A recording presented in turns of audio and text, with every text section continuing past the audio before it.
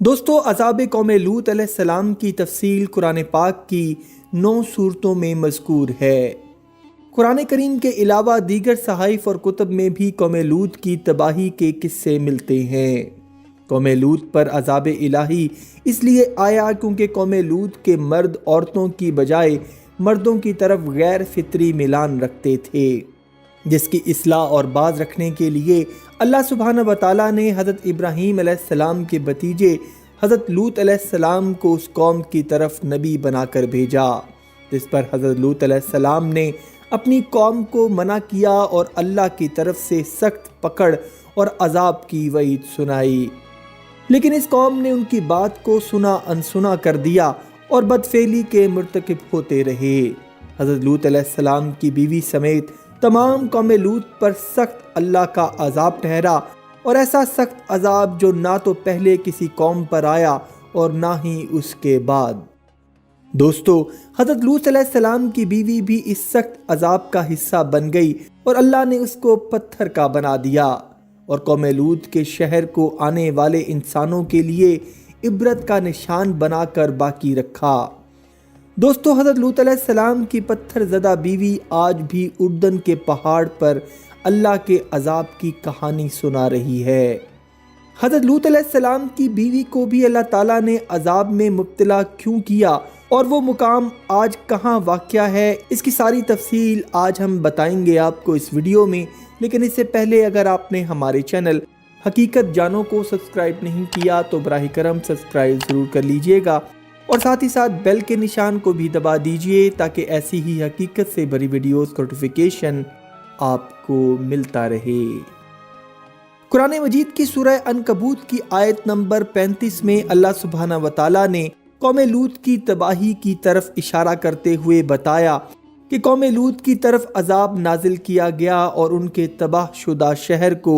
آنے والے انسانوں کے لیے عبرت کے طور پر باقی رکھا۔ اللہ سبحانہ وتعالیٰ نے فرمایا، ہم نے اہل خرد کے لیے کچھ واضح نشانیاں باقی چھوڑ دیں۔ دوستو، بحر مردار کے ایک طرف اسرائیل اور دوسری طرف اردن کا علاقہ موجود ہے۔ جب قوم لوط پر عذاب ہوا تو سمندر سے نمک نکل آیا اور سمندر میں تب سے لے کر آج تک کوئی بھی جاندار زندہ نہیں رہ سکتا۔ یہ بحر مردار 3 وادیوں پر مشتمل ہے: وادی سگر، وادی سعد اور وادی مورا۔ یہی وہ 3 وادیاں ہیں جہاں پر اللہ کا خاص انعام تھا، سرسبز و شاداب وادیاں اور مٹی ایسی کہ جیسے سونا اگلے۔ لوگ خوشحال تھے اور جو بھی بوتے اس کا 10 گنا کاٹ لیتے، اور پھر شیطان نے ان کو بہکایا اور یہ لوگ بدکاری میں مبتلا ہو گئے۔ یہاں کے مرد عورتوں کو چھوڑ کے ہم جنس پرست بن گئے، جس کے لیے اللہ تعالیٰ نے حضرت لوط علیہ السلام کو ان کی طرف نبی بنا کر بھیجا، اور حضرت لوط علیہ السلام نے ان تک اللہ تعالیٰ کا کلام پہنچایا اور نصیحت کی کہ اپنی بدکاری سے باز آ جاؤ، اور اللہ کے عذاب کا بھی پیغام پہنچایا، لیکن یہ لوگ باز نہ آ سکے۔ دوستو، بے شک اللہ تعالیٰ نے اپنی نبیوں کی بیویوں کو پاک رکھا اور وہ کسی بھی بدفعلی میں مبتلا نہیں ہو سکتی، لیکن حضرت لوط علیہ السلام کی بیوی سے خطا یہ ہوئی کہ وہ حضرت لوط علیہ السلام کی تمام خبریں قوم لوط میں اپنے رشتہ داروں کو دے دیتی تھیں۔ پھر جب حضرت لوط علیہ السلام نے اللہ سے دعا کی کہ اے رب ذوالجلال، یہ قوم ہدایت کے لائق نہیں اور تو اپنا فیصلہ فرما، تو حضرت جبرائیل علیہ السلام دیگر فرشتوں کے ساتھ اللہ کے حکم سے وہاں اترے اور خوبصورت نوجوان لڑکوں کی صورت اختیار کر لی اور حضرت لوط علیہ السلام کے گھر دستک دی۔ جب حضرت لوط علیہ السلام نے دروازہ کھولا تو انہوں نے خود کو تاجر ظاہر کیا اور رات گزارنے کی اجازت مانگی۔ حضرت لوط علیہ السلام نے ان کو اندر بلایا اور ان کی میزبانی کی۔ حضرت لوط علیہ السلام کی بیوی نے شہر میں قوم کو خبر پہنچا دی کہ گھر نئے خوبصورت مہمان آئے ہیں۔ یہ سننا ہی تھا کہ لوگوں نے بدکاری کے غرض سے حضرت لوط علیہ السلام کے گھر کا محاصرہ کر لیا اور دیواروں پر چڑھنے لگے اور ان نئے مہمانوں کو حوالے کرنے کا مطالبہ کرنے لگے۔ حضرت لوط علیہ السلام نے دروازہ کھولا اور لوگوں کو دور رہنے اور بدکاری سے دور رہنے کی تلقین کرتے رہے، جب وہ نہ مانے تو حضرت لوط علیہ السلام بہت پریشان ہوئے اور اندر آ گئے۔ ان کو پریشان دیکھ کر حضرت جبرائیل علیہ السلام نے فرمایا، اے اللہ کے نبی، آپ پریشان نہ ہوں، ہم اللہ کے بھیجے ہوئے فرشتے ہیں اور اس قوم پر عذاب کے لیے آئے ہیں۔ آپ اپنے اہل و عیال اور مومنین کو ساتھ لے کر رات میں ہی یہاں سے نکل جائیں اور آپ میں سے کوئی بھی پیچھے مڑ کر نہ دیکھے، ورنہ وہ بھی اس عذاب میں مبتلا ہو جائے گا۔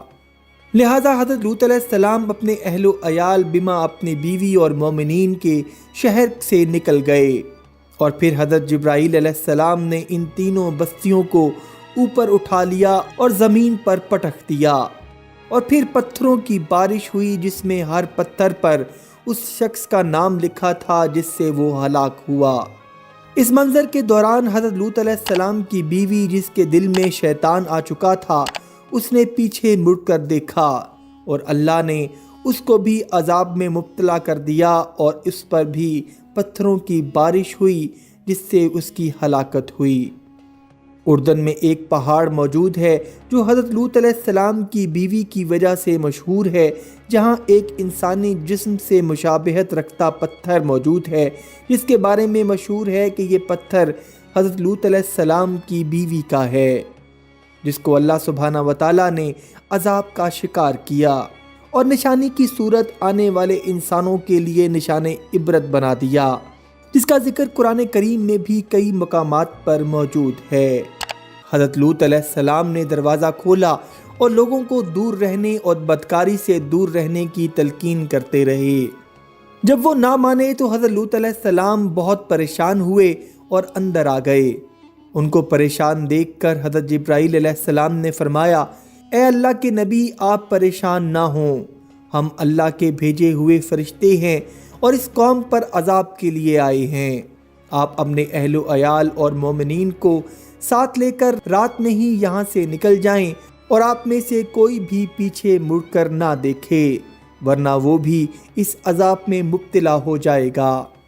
لہٰذا حضرت لوط علیہ السلام اپنے اہل و عیال بما اپنی بیوی اور مومنین کے شہر سے نکل گئے، اور پھر حضرت جبرائیل علیہ السلام نے ان تینوں بستیوں کو اوپر اٹھا لیا اور زمین پر پٹک دیا، اور پھر پتھروں کی بارش ہوئی جس میں ہر پتھر پر اس شخص کا نام لکھا تھا جس سے وہ ہلاک ہوا۔ اس منظر کے دوران حضرت لوط علیہ السلام کی بیوی، جس کے دل میں شیطان آ چکا تھا، اس نے پیچھے مڑ کر دیکھا اور اللہ نے اس کو بھی عذاب میں مبتلا کر دیا، اور اس پر بھی پتھروں کی بارش ہوئی جس سے اس کی ہلاکت ہوئی۔ اردن میں ایک پہاڑ موجود ہے جو حضرت لوط علیہ السلام کی بیوی کی وجہ سے مشہور ہے، جہاں ایک انسانی جسم سے مشابہت رکھتا پتھر موجود ہے، جس کے بارے میں مشہور ہے کہ یہ پتھر حضرت لوط علیہ السلام کی بیوی کا ہے، جس کو اللہ سبحانہ وتعالیٰ نے عذاب کا شکار کیا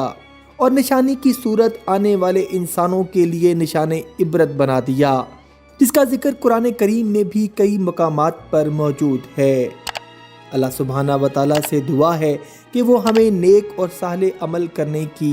توفیق عطا کرے، آمین یا رب العالمین۔ وما علینا الا البلاغ المبین۔